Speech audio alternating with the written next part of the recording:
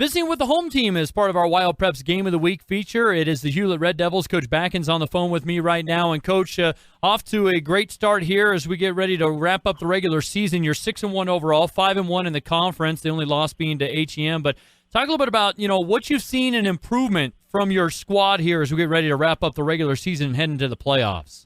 The big thing that I've seen this year with our guys is the improvement offensively. We haven't been known to be a good blocking team, and we've been working on it every day in practice, and every game it seems that our blocking is getting better. So that's the biggest improvement I've seen from us. And speaking of that, I would assume that kind of translates to the why you guys are number 2 in the state in rushing at 331 yards per game. Yes, exactly. I mean, the guys are putting an effort of making sure they're getting their blocks and just keeping their blocks to the free lanes for running backs. It's been great. Defense right now. Talk a little bit about just what has worked so well for you considering how wide open a game 6-man is. I think the big thing that helps me is I've had these group of seniors for 4 years now, and they understand my thinking well enough to understand what we're looking for on their keys, their reads before this ball is snapped. And I think them are the ones that are putting the work out there for me. They just understand what we're looking for before the ball is snapped. I think it's the biggest thing I'm seeing this year. Obviously, you've got a player like Dalton Butler who you can kind of build around, but it sounds like there's several players that are instrumental in the success you guys have had this year. Like I said, the group of seniors that we have, Dalton, Jet, Dawson, and all those guys, they've been playing football since Pee-wee, so they've got along with each other, they know each other, and it's just been nice having that big group. Obviously, this is a pivotal game, not necessarily because you're trying to get into the playoffs. You guys have already locked up a playoff berth, so maybe a little pressure off there. But how much do you put in front of this group of kids in terms of trying to get that home playoff game in the first round with a win? Well, I try not to bring it up too much. I think the kids understand what's at stake. What I'm trying to do is we got a very good Lingle team coming here on Saturday. I'm trying to get them mentally ready for them. But I think the kids know what's at stake. I try not to play it up that big. I'm not that kind of guy. I want to make sure they're ready for what's ahead of us this Saturday. Speaking of that, talk a little bit about your impressions of Lingle-Fort Laramie coming into this one. My impressions are they're big. That Cooper Hill, he's probably one of the faster kids we see this year besides the McGraw boys and HEM. Offense, they're similar to us. They like to line up 3 linemen and just pound the ball, and I'm looking forward to seeing us match up with them defensively. Obviously, for you guys, it wasn't that long ago you guys were in 1-11 man, but it seems like what's been this transition? How would you describe it going to 6-man and learning a new game and then now starting to see some success here in these last couple of years? I never had the opportunity to coach 11-man here in Hulett. I just started 5 years ago, and we were a 6-man team when I got here. Mm-hmm. But the transition, I remember it started slow because we didn't really know the game that well, and we've getting better every year, learning new things, going to clinics, talking to coaches, and we're getting the improvements we're finally getting that we want to see, and I'm liking what we're doing. As you look at this game, can this help build momentum as you try and keep this program rolling in the right direction for the future?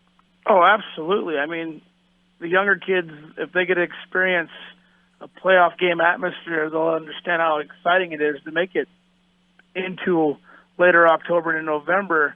I think it promotes the junior high program and everything because it's an exciting thing for a little town like Hulett to get a playoff game here, if it's possible or not. But it does help build the program here in Hulett. What did you take away from the loss to the HEM Miners, maybe that you kind of stressed to your team, hey, look, if we make these type of improvements and correct a few things that we can really continue to have success? Was there anything that you kind of took away from that game? Oh, yeah. In the third quarter, we kind of fell apart and started arguing with each other, fighting as a team, and we kind of lost our identity. So after that game, we've been preaching and working on, like, you guys have to stay as a team and work together. We can't fall apart because this is what will happen. So the guys have been working hard at making sure that they're staying as a group and working together as a unit, which has been really good to see finally. I know you prepare and you kind of watch film and game plan for your opponent, but I know a lot of coaches stress it's more about us. So is there something that you really focus on in terms of preparation this week to get you ready for a big game like this that says, hey, guys, if we take care of business like this and we go out and execute, is there something you've been stressing to your team in terms of on-the-field execution this week? No, not really. We just, like you said, it's all about execution and just go out there and be who you are and play football. We don't have to change anything. Just keep doing what we've been doing and see what happens.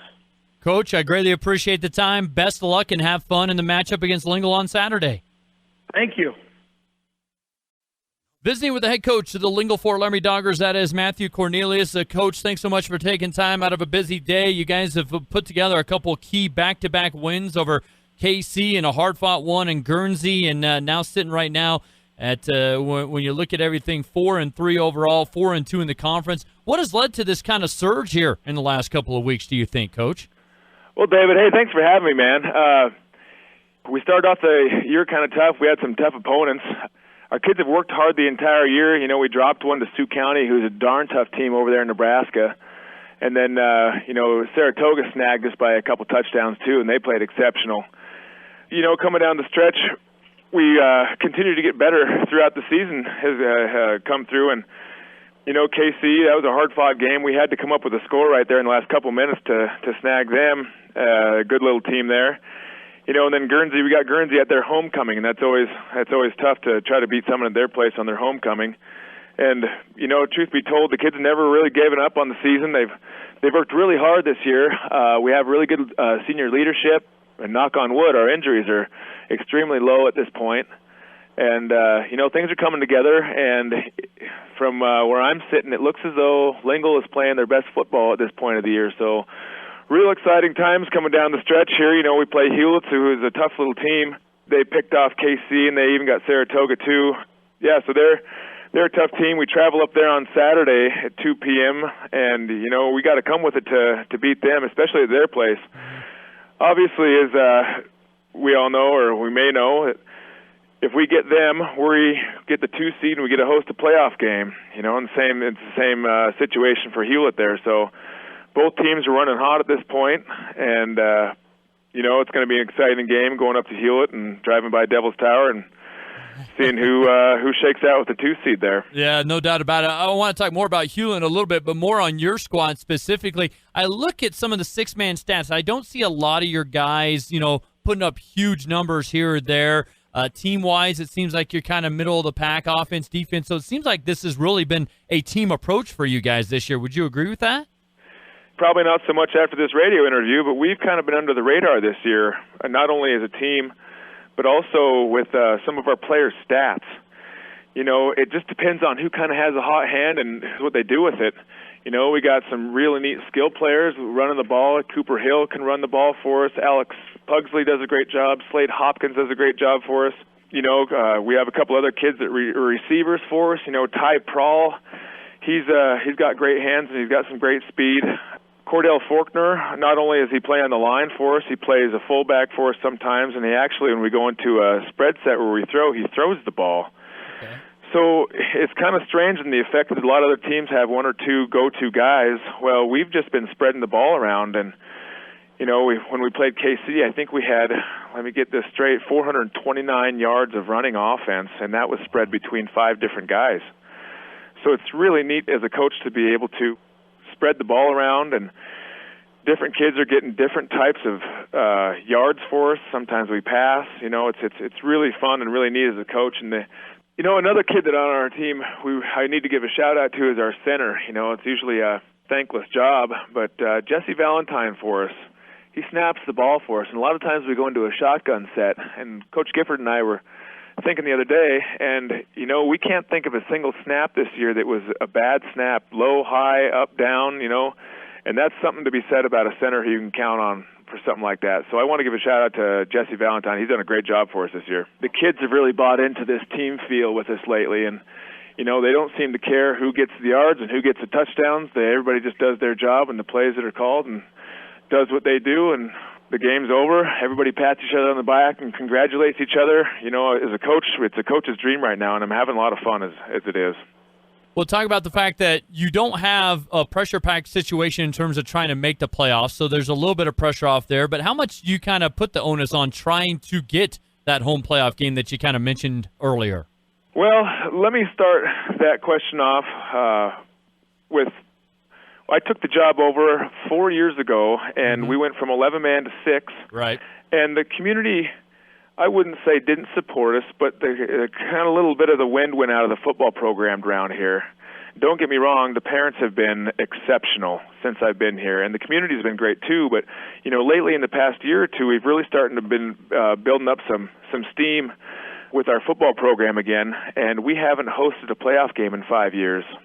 Just where I'm hearing around the community and the parents, there's kind of a buzz going on around here in Lingle, and it's extremely important to us at this point to try to snag that home playoff game and kind of keep this feel going about this making the playoffs and moving further in the postseason. So yeah, we're running hot right now, and we're real excited to try to snag that home playoff game. But so is Hulett. So I can understand why the fans around the state picked us as the premier game of the week, because both teams are playing as best they have all year, right, with huge playoff contentions and host a playoff game. So yeah, we're real excited to play. Well, and I think a lot of that, I look at it, Coach, and you can correct me if I'm wrong, but you want to kind of stay away from Little Snake River or Farson on that side of the equation, although there are a couple other things that could factor in the 2 seed over there from the West. When you look at the Hulett Red Devils, you talked about a tough little team there. What maybe is your biggest concern when you see the Red Devils on the field? Well, a young man named Jet Lettler, I think I said that right, Lettler. Yeah. He's a great little player. He goes hard. They have a couple other running backs that are tough to bring down. They run real hard. They also get their nose in there, and they'll come up and hit you. They're not quite as big as us poundage-wise down the line, but, they make up with that with sticking their nose in there and coming up and popping at the line of scrimmage. So we've been trying to get ready for that because our kids definitely watch film, and they respect them coming up and getting after it. So that's something we're looking after, too. As far as the style of play, from what we've seen in previous weeks, unless they come with something completely different, is we kind of have the same style in the effect that we'll just line it up and do a tight formation. We run more of an I formation, and what we've seen from them is more of a pro back set. Okay. But both teams, I think, will line up toe-to-toe, and, I think we're going to line up and see how it shakes out at the end of the game. I don't expect any strange spread passing formations, anything like that for the most part.